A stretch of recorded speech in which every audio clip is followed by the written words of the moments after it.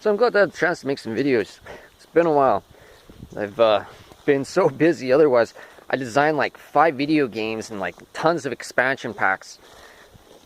Meanwhile, just with the political stuff going on and COVID restraining everything, not being able to get a lot of other stuff done, remembered words like grooming for the LGBT, sexually abusive grooming. Weirdos. Got a bunch of new court things I got to deal with restraining orders and planes and stuff from like buildings like schools that are flying LGBT flags. Big on that. Also remember testosterone causes mustaches. It's really big on the boob thing, but mustaches. Anyways, the reason why I wanted to make this video is because the idea of the flood, wiping everything out, right? I think I talked about this before, but first of all, when the world was created, you could fathom that the first time that energy comes into a world and it has all of the atoms and everything, and it has to arrange them all, and there's a void in space, so it's not just going to shoot into space, so it's going to supercharge itself as it's getting more and more energy exponentially as it goes deeper into the earth, molecularizing everything. And then it has to go out from the center of the earth as it all went in and coming back out. So there's just tons of energy and it has to allocate itself. So you create genomes and you create DNA because you can store more energy in something that's organic than something that's not when it's in a stasis form. It has potential, and that allows more energy to come into the world and circulate. It's a faculty.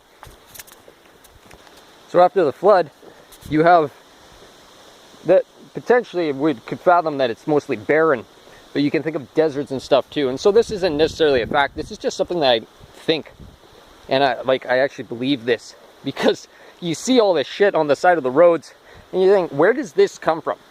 There's no seed for this variety of plant. How come this variety of plant is always on the side of the road?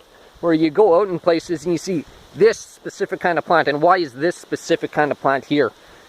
And so the way I deduct it is that there's a certain amount of material in the land, that there's atomic resources, and there's a certain predicted amount on an average basis of how much hydration it's going to get.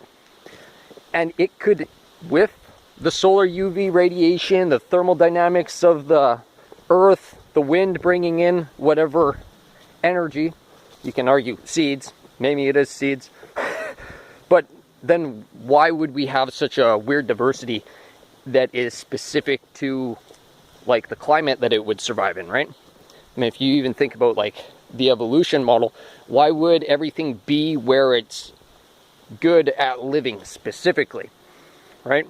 Because how could everything evolve to fit something when there is no incentive for it to grow and evolve?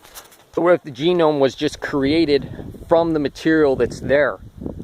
And so when you look at the desert, all those things can be desert plants because the world energy mapped out the energy which is there, measured the humidity and everything, and actually comprised those seeds from raw natural material. And you can say the same thing for every environment on the entire planet, where if you purge everything, something will sprout from nothing. So it's even plausible to scientifically investigate whether or not you can get something to sprout in an artificial containment. It would plausibly take longer, and you might need seasonal fluctuation to stimulate some growth, because without the stimulus, I mean, what happens without stimulus? The world, like NASA would have you believe, not NASA, but the schools would have you believe that the axis of the planet is fixed in one direction. But it's not fixed in one direction at all. The Earth has a ridiculous wobble in its axis, otherwise the stars wouldn't change with the seasons. Stars change with the seasons because the axis isn't pointing in the same direction. It changes the direction it's pointing in all the time. So that's huge. And the way that the Earth orbits in an elliptical and everything, you can compare that to just like sensuality.